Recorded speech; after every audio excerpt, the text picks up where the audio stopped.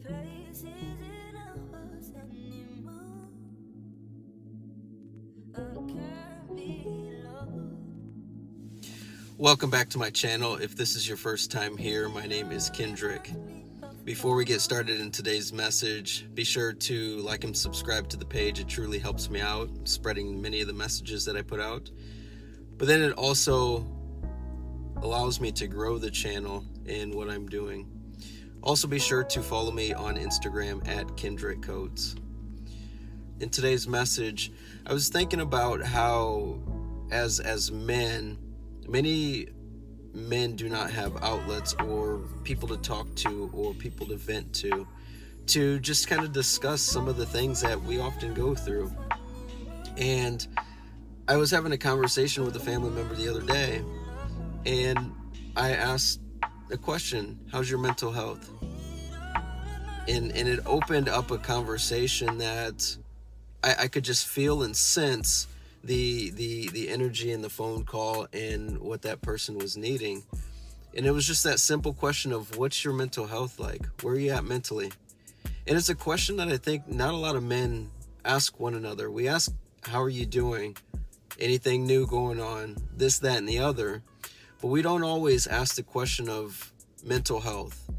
And when we think about men and the many things that us men go through and things that we don't even want to talk about, I think it's important that men start this conversation. These conversations are happening, but I'm just saying, making more of an effort to ask your friend, ask your family members that are men or male, how's your mental health? Believe it or not, that very question may be all that person needs. Like I said, we ask, hey, how you doing? What's new? This, that, and the other. But we neglect to ask how people's mental health is going. When you have numbers of suicide, numbers of depression at an all-time high, and some of it in part to possibly the pandemic, we need to check in on our brothers.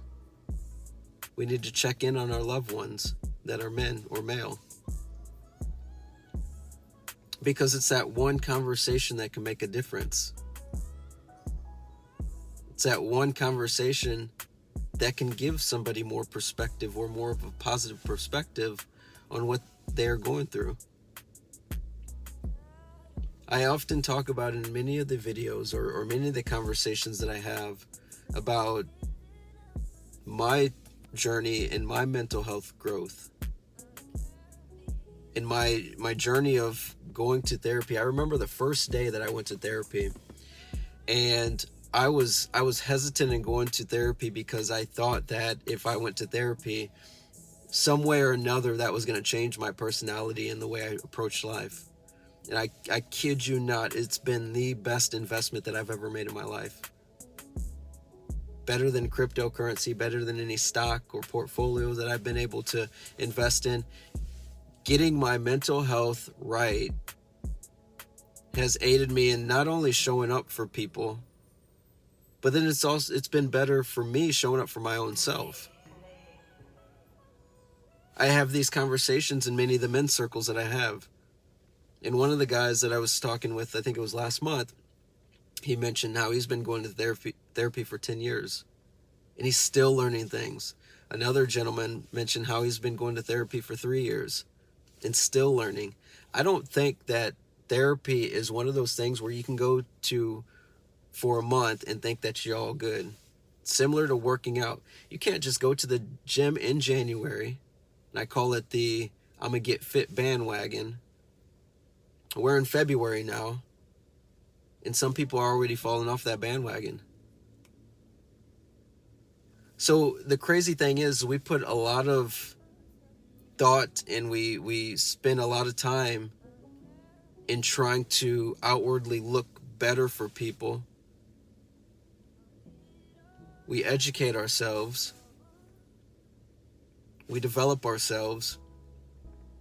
But the one thing we forget is our mental health. And this is kind of even go one step further in thinking about why it's so important being selfish with developing or making sure that your mental health is where it needs to be. So this is an example when you're on a plane and the plane starts going down, and what do they tell you to do? Put your own mask on first before you can help anybody else. And that's where we need to, as men, that's where we need to get. We need to help ourselves first before we can help other people. I like to say we need to pour water in our own cup first before we can fill up anybody else's cup. Because when you fill your own cup up, you don't sweat having to fill somebody else's cup up, because you know you can get it back. Now mentally, if you're not where you need to be, you fill somebody's cup up, and then it takes you a long time to get that cup filled back up again. So that's my message today. This journey that I'm going through of what I love to do, what I'm inspired to do, is centered around mental health. I've been able to find my own purpose through the growth of my own mental health. Finding my own identity, going to therapy. And if you think therapy is too expensive, just think about the shoes you buy. Think about the clothes you wear. Think about the cell phone you update every year or every other year. It's costing you hundreds of dollars. But you can't spend $40, $50, $60 to go to therapy. And I get it. Some people aren't as fortunate. But if you look at all the things that you buy in your life, you have to think about whether or not that thing or that item is bringing you value. You can go out and buy the best Jordans, but how is that improving your mental health? You can go out and buy the best car. It looks good for a minute, but then after a few months, it doesn't have that same shine or that same impact or that same vibe that it did when you first bought it. When you get your mental health right, think about all the people that you can affect. And the saying goes, I believe it's something along the lines of, teach a man to fish. I don't remember the saying. But you get my point. Help yourself first so you can help other people around you.